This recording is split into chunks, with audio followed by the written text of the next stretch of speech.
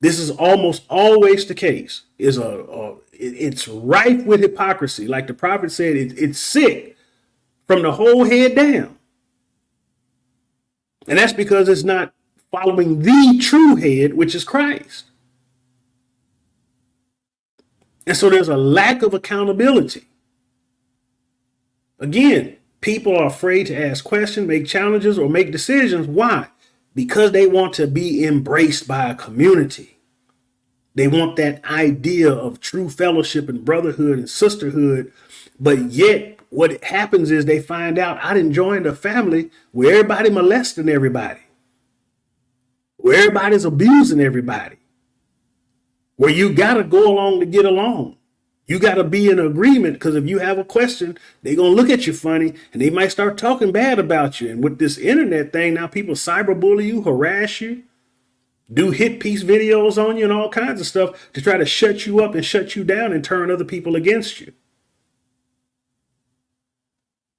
And, you more bully pulpit, where people would speak out against you on Sunday morning or on Shabbat on Saturday. Now they use the bully internet. And so this is something that has happened. And Elder Isaac, man, you hitting it on the head, man. And my brother said, because the majority of Israelites were not saved as Christians. And I truly believe that. And you hear it in the way people talk, because once they come to this understanding or acknowledge that they are a descendant of Israel, based on what they believe, according to what they believe the scriptures are telling them, they start to say this truth. But when you ask, well, what's the truth? Well, the truth is that I'm a descendant of Israel, brother. I'm one of the 12 tribes, brother. Or yes, sister. Or yes, yes, Akote. They say all these things. The truth ain't never about Christ. And that's where you see the first problem.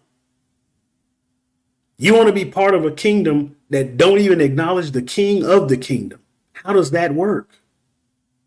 It never will work. You want to be in the truth because you think your melanin makes you saved. It doesn't. Black skin, white skin, any other kind of skin don't save your soul. Black, white, yellow, brown, everybody that don't live according to the scriptures will all go to the same lake of fire. Just like everybody who does live according to the scriptures will all go to the same New Jerusalem. He came to save us from our sin, not because of our skin. This is a faith-based truth, not a race-based doctrine. Now, look, I'm happy to be black. I'm proud to be black. Don't want to be nothing else. I love the skin I'm in. That's why I use the screen name Mr. Blacktastic. You know why? Because I got a beautiful 12-year-old granddaughter, my oldest grandchild, who's dark skinned. She's the darkest of all my grandchildren. And she had a complex about her beautiful dark skin because she wasn't as light as everybody else. And I saw other children who were suffering through that same types of thing. So I started writing short stories and creating fantasy fiction that I'm still even working on now and having talks with them. And I thought to myself, you know what? It's fantastic to be black because I'm trying to uplift their self-esteem. But I'm not trying to do it by telling them lies. I'm trying to do it by speaking to them about the beauty of how the Most High made them. So I decided to take on the name Mr. Blacktastic to indicate that it's fantastic to be black. Ain't nothing wrong with it. My mama was dark. My daddy was light. Opposites attract. I'm somewhere in the middle. But we had this color in our community, and even in the Israelite community, there's a colorism thing. Back in the day, if you were light skinned, that was more acceptable than if you were dark skinned. But now I see something just as ugly in the Israelite diaspora, where now everything, it didn't shifted from light skin to dark and crispy, as black as possible. I saw one guy make a post, a supposed pastor, talking about God the Father is dark black, and his son Yeshua is, well, he said Yahushua is dark black. Where is that in the Bible? But folks were sitting there giving him likes like dudes making it rain at a strip club. You right, Pastor. Amen. Tell them, Mark. That's the truth. Ain't nowhere in Scripture where it describes the Lord like that. That's foolishness. You had people fighting and arguing, over languages that they don't even speak fluently and don't even study like they should. This is the kind of ridiculousness going on.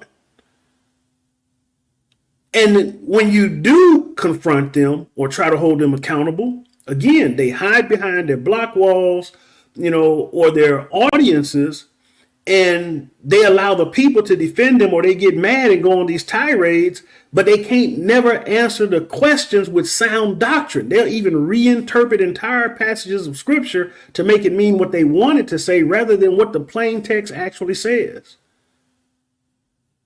And because that's what people want to hear, they will condone it. They will excuse it. So there is no accountability. And like I've said before, I have absolutely no reason to be loyal to anybody just on the basis that you call yourself a Christian or you call yourself an Israelite. My loyalty is to the Lord, and that's who I'm going to be devoted to wholeheartedly and completely. That's who I'm committed to. And I'm not going to sit idly by while people just teach false doctrine, because that's what I've been called to do, is preach the truth. And sometimes you got to confront the ungodly works of darkness. That's part of the mission of elders and ministers. A watchman on the wall has to sound the alarm. You don't just watch the invading forces besiege your castle or your territory and be like, woo, look at that army. Ain't they real big? Woo, woo, y'all better run, do something. No, you're supposed to sound the alarm. You call to action. You call to war. You're supposed to teach the truth. You're supposed to confront these things. And we got too many punk preachers and fake mores out here that don't do that. Because why? They want to be accepted by the crowd. They want the adoration of the people rather than the approval of the Lord. And again, take a stand, speak like this. All they're going to do is get mad, gnash their teeth like they did at Stephen, and want to stone you. But somebody got to tell the truth. And I'm not the only one. Far be it from me to think it's only me. No, I celebrate and salute those that are standing up for the truth. But we're few and far between, because again, what are we doing? We're running a marathon while other folks are running a sprint. They got the flash and the dash and speaking to people's emotions. And that's what people are oftentimes going with. And then got the nerve to talk about how they got discernment, and they can't discern between blue and yellow, red and pink, they left hand or their right hand, or night from day. But love to brag and boast about what they do. And there's no praise given to the Most High.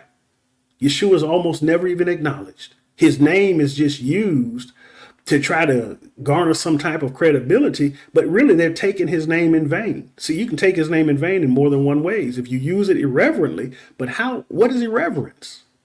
It's not giving true respect unto him. And when you don't speak of him or the gospel truthfully, you're doing it irreverently because you're teaching a lie. And unfortunately, this is where a lot of people are. But like I said, I've seen nothing in this Israelite, whatever it is, that has impressed me. In the beginning, you're glad to meet all these people that have this same belief, but then you start to really hear what it's about and you become unimpressed. And I realize it's just another Christian denomination, just added to the list of 40,000 that already exists. And it's just as fragmented.